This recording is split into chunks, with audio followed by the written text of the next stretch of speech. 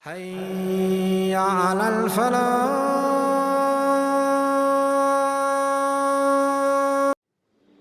Because what that reminded me of is the hadith of the Prophet Muhammad sallallahu alayhi wasallam.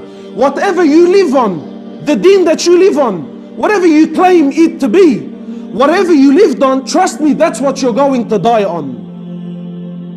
And don't you dare for a moment think that every person that gets cancer or every person that goes through a test like that it's a it's a good thing for him. Sometimes it's the opposite. Sometimes it's the opposite. You see, it happened to be good for him because he lived a life that was pleasing to Allah. He remembered Allah in good times. Therefore, Allah subhanahu wa ta'ala remembered him in times of difficulty.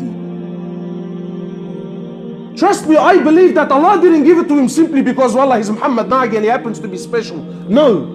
He worked hard when things were good, when things were easy, when people usually forget Allah, when people usually don't have time for deen, when people usually don't have time for the masjid. He remembered Allah then, so therefore Allah subhanahu wa ta'ala remembered him when he needed him the most. Allah there remembered him. Allah subhanahu wa ta'ala stayed with him. And Allah subhanahu wa ta'ala allowed him to die bi'idhnillah successfully. Something that many of us think, yeah brother, I'm Muslim, alhamdulillah, look at me, I'm leaving, I'm going, I'm coming. Of course I'm gonna die on Tawheed. How do you know this? What proof do you have that you're gonna die on this? Wallahi, I know people, Muslims, born Muslims, raised Muslims. I know people here in Sydney whom Allah subhanahu wa ta'ala gave them cancer, and trust me, they didn't deal with it like how Muhammad dealt with it. But because you live that life, you die on that. You live that life, you die on that. And I want you to think about your life. Because tonight I'm not questioning your faith. I'm not questioning, do you love Allah? Habibi, we all talk the talk. Brother, I love Allah, I'll die for Allah. I love the Prophet Muhammad, I'll die for his sunnah. Yep. Habibi, Allah doesn't look for lip service. Allah looks for action. You look at your life. Do you really love Allah? Do you really love Salah? Do you really love the masjid? How do you know? But look at your relationship with it.